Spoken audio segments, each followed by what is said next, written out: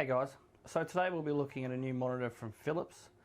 It's the BDM 4350UC. It's their newest 4K monitor. It's a 43 inch with an 8 millisecond response time. It's a 60 Hz panel, and the best part is it's IPS. So it's brilliant for doing color work and has great viewing angles. I use it for editing videos, photos, and I also use it for gaming and stuff like that. So I pretty much use it for everything. I've been using it for about a month now, and it's been great. I've had no problems. It's done everything I wanted it to do.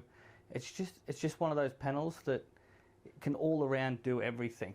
So I want to show you guys a closer look. So I'll zoom in on the panel, and we'll run like a Heaven benchmark, maybe a 4K video, stuff like that. This is a 1080p video, so it's, you're not going to see the extreme quality, but I will show you anyway so you can get a good grasp on what it is, and we'll go from there. So guys, this is a 4K video that I have now playing. This is the exact same one that I had playing in my last review of the 40 inch 4K. So I just want to show you guys, I might just zoom that out a tad. So that's it there. The quality is just amazing. Like, I thought the VA panel was fantastic. I can barely tell the difference between the VA and the IPS panel, but the big difference is the colors. The colors on the IPS panel, they're just amazing. You're talking about the difference between millions and billions when it comes between TN and IPS. TN panels have their place as cheap, fast, 144, 120 Hertz panels, but I can't see them as anything else. Where your big, IPS panels, you can now get 144 Hertz IPS panels. So who knows? We may see the day one day when TN panels are completely phased out, and price will just, IPS panels will come down in price so much that there'll be no reason to use TN panels. And with OLED and all the new technologies coming out, you never know. You could see a day when TN panels are completely gone. They turn into the new CRTs. You never know. But that's a quick look at a 4K video playing on this. I'll zoom right in. I'll see if I can get it to focus. See if we can get a good look here. So there you go. That is actually filming a monitor off a camera. So the quality is pretty good, The camera, I'm using a Panasonic GH4, so it's a brilliant camera. I could shoot this in 4K, but it would take me too long to upload. We do have the NBN being installed, so I will be able to shoot in 4K and upload it shortly. But that's one thing I wanted to show you, is a 4K video, what it looks like. Now I'm going to fire up a benchmark. I'll show you that. I'll show you what computer I'm using to run this beautiful monitor, and we'll go from there.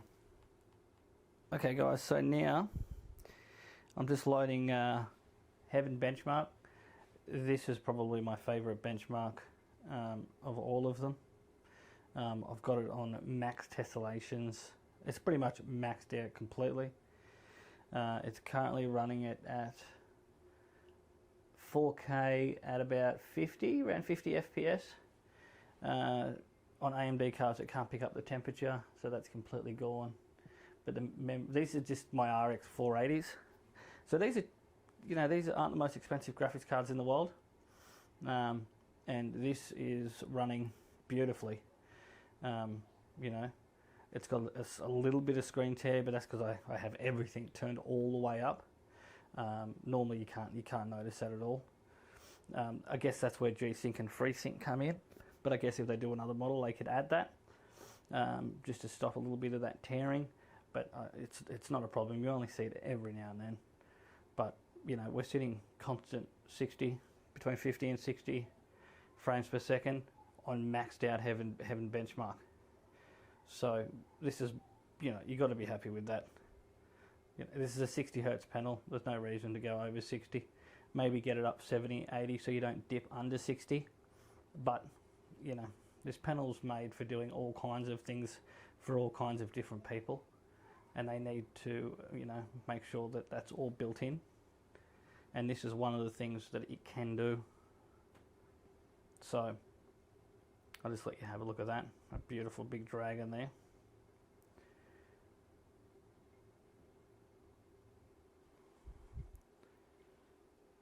So another couple of features, the menu is a single button on the back with a toggle. One of my favorite ways to go for a manual is just a single button toggle. I hate it when they put a heap of buttons and they put it on the back so you can't see it. Single button toggle with a proper menu is fantastic. That's the only way I think monitors should have menus. And the other thing is, this has multi-view. So you can actually split the screen into 4 inputs and run it, you know, picture in picture. So that's why I like about it. It's something different. If you wanted to run security cameras, something like that, this would be perfect. It's got a high resolution, so when it splits into 4, you can still see everything perfectly. So you can see there's so many different applications for this monitor. And gaming and editing like I do are just a few of them. So guys, I'm going to fire up some of my editing software and just show you what that looks like, and then I'll give you a conclusion, and that'll be it. So guys, this is Sony Vegas.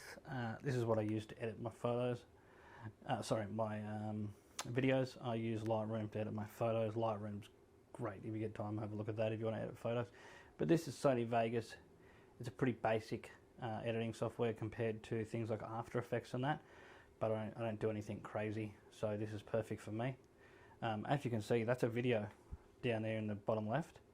So, you know, you can imagine how much room you have to work, how many different things you can have open. It's just phenomenal. When you get into 4K, it's just crazy how much room you actually have. Like there's nothing like it. But, you know, I've been using this for editing and gaming, and that's pretty much it. You know, surfing the internet, stuff like that. Multi-view is great because you can play a video on one half and, you know, surf the internet on the other half. You know, little things like that I think just add up to make this monitor what it is.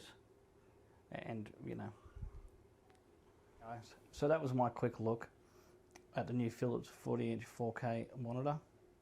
Now, everywhere you can buy this at Scorp Tech, PLE Computers, PC Case Gear, everywhere you can purchase this. You shouldn't pay more than about $1,100 Australian for this monitor, but you got your shipping on top. It is a big box, so expect shipping not to be too cheap, but I think it's worth getting this monitor. If you want an all-round monitor that's going to be good for gaming, editing, you want 4K IPS. I couldn't believe how cheap this was for 4K IPS. If you have a look around on the market, there's not a lot of monitors 4K IPS for around the $1,000 mark, especially in this size. So 43 inch is a big monitor. So make sure you've got plenty of depth and you can move back in your desk. You don't want one of those little 600 mil deep desks. You're just going to be sitting too close to it. But, you know, that's just one of the things you have to work with when you're building a system, is working out how much room you have. Now, the system that this is running on is quite powerful. It's running 3 RX 480s in Crossfire, a 5960X 8-core Intel CPU, just all at stock clocks. I haven't overclocked at all. It's just a temporary system while I work on my desk, so hopefully that'll be up and running before Battlefield 1 comes out, because I can't wait to play Battlefield 1 on this monitor. But I want to try G-Sync monitor next. I've never tried any of the, you know, the G-Sync or the FreeSync monitors, so it'd be interesting to find them. I've got 2 GTX 1080s on the way, so I'll be able to compare, you know, FreeSync versus G-Sync. So I might do a video on that. I'm trying to get into doing more videos for everyone. You know, I want to get more into YouTube, and I want to show you guys, you know, what I know, and hopefully you guys can get some information out of me that's worthwhile. But yeah, so expect more videos. Like and subscribe and share. And yeah, thanks very much, guys. Bye.